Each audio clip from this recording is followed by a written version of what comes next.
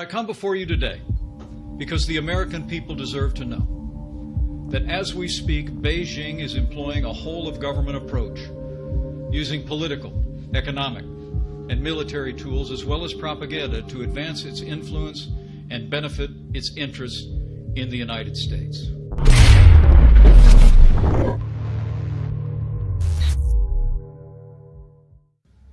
China is also applying this power in more proactive ways than ever before to exert influence and interfere in the domestic policy and politics of this country.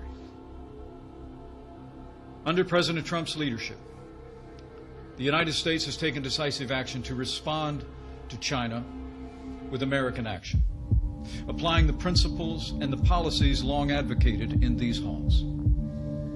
In our national security strategy that the President released last December, he described a new era of great power competition. Foreign nations have begun to, as we wrote, reassert their influence regionally and globally. And they're contesting America's geopolitical advantages and trying, in essence, to change the international order in their favor. In this strategy, President Trump made clear that the United States of America has adopted a new approach to China. We seek a relationship grounded in fairness, reciprocity, and respect for sovereignty. And we have taken strong and swift action to achieve that goal. As the President said last year on his visit to China, in his words, we have an opportunity to strengthen the relationship between our two countries and improve the lives of our citizens. Our vision of the future is built on the best parts of our past, when America and China reached out to one another in a spirit of openness and friendship.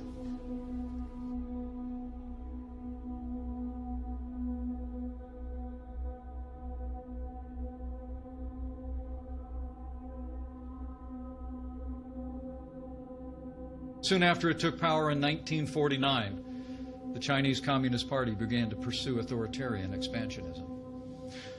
It is remarkable to think that only 5 years after our nations had fought together, we fought each other in the mountains and valleys of the Korean Peninsula.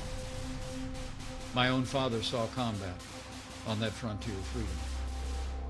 But not even the brutal Korean War could diminish our mutual desire to restore the ties that for so long had bound our peoples together. China's estrangement from the United States ended in 1972. And soon after, we reestablished diplomatic relations. We began to open our economies to one another, and American universities began training a new generation of Chinese engineers, business leaders, scholars, and officials. After the fall of the Soviet Union, we assumed that a free China was inevitable.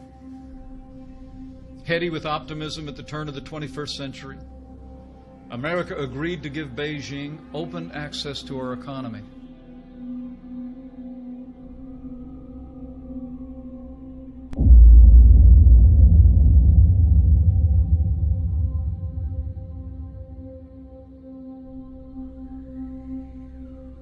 And we brought China into the World Trade Organization.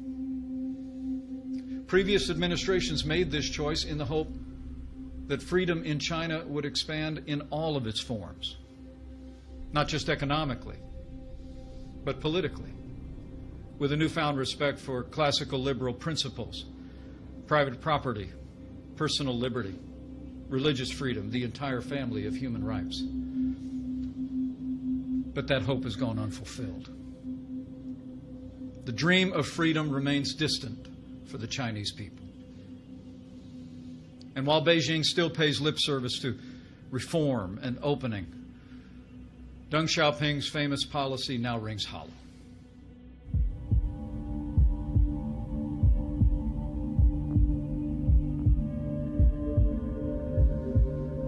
Over the past 17 years, China's GDP has grown ninefold. It's become the second largest economy in the world. Much of this success was driven by American investment in China. And the Chinese Communist Party has also used an arsenal of policies inconsistent with free and fair trade, including tariffs, quotas, currency manipulation, forced technology transfer, intellectual property theft, and industrial subsidies that are handed out like candy to foreign investment.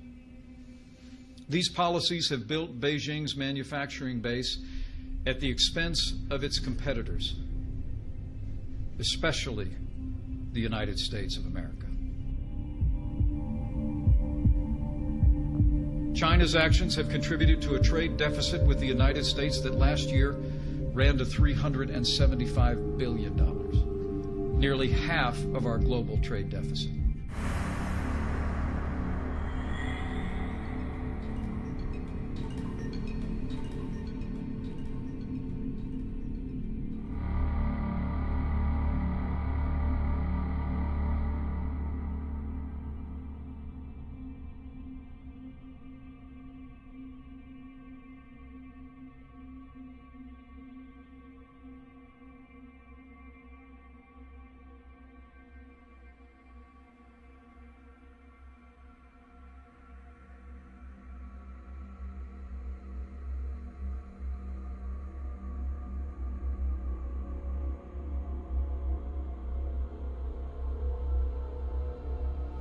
As President Trump said just this week, in his words, we rebuilt China.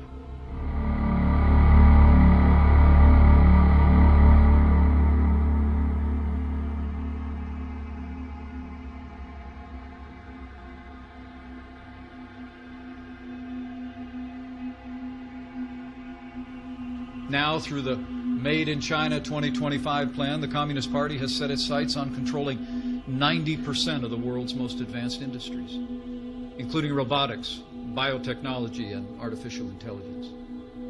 To win the commanding heights of the 21st century economy, Beijing has directed its bureaucrats and businesses to obtain American intellectual property, the foundation of our economic leadership, by any means necessary. Beijing now requires many American businesses to hand over their trade secrets as the cost of doing business in China. It also coordinates and sponsors the acquisition of American firms to gain ownership of their creations. Worst of all, Chinese security agencies have masterminded the wholesale theft of American technology, including cutting-edge military blueprints. And using that stolen technology, the Chinese Communist Party is turning plowshares into swords on a massive scale. China now spends as much on its military as the rest of Asia combined. And Beijing has prioritized capabilities to erode America's military advantages on land, at sea, in the air, and in space. China wants nothing less than to push the United States of America from the Western Pacific and attempt to prevent us from coming to the aid of our allies. But they will fail. Beijing is also using its power like never before. Chinese ships routinely patrol around the Senkaku Islands, which are administered by Japan. And while China's leader stood in the Rose Garden at the White House in 2015 and said that his country had, and I quote, no intention to militarize the South China Sea. Today, Beijing has deployed advanced anti-ship and anti-air missiles atop an archipelago of military bases constructed on artificial islands. China's aggression was on display this week when a Chinese naval vessel came within 45 yards of the USS Decatur as it conducted freedom of navigation operations in the South China Sea, forcing our ship to quickly maneuver to avoid collision. Despite such reckless harassment, the United States Navy will continue to fly, sail, and operate wherever international law allows and our national interests demand. We will not be intimidated, and we will not stand down.